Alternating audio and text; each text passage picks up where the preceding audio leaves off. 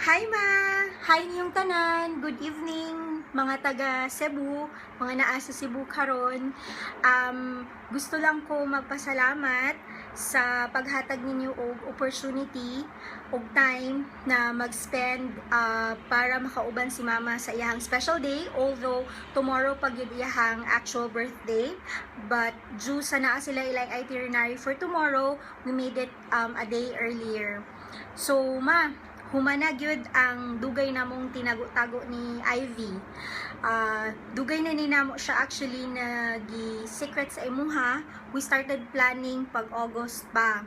So, in the past few months, kabalo ko na nakagets na ka, kay dali naman siya kay ka makagets, nakagets na ka, na naami celebration na andam for you.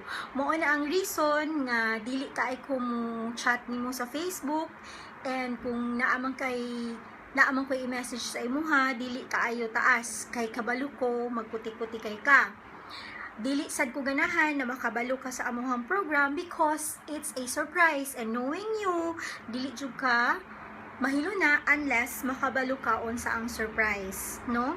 Excited gud per me, excited gud per me akong mother.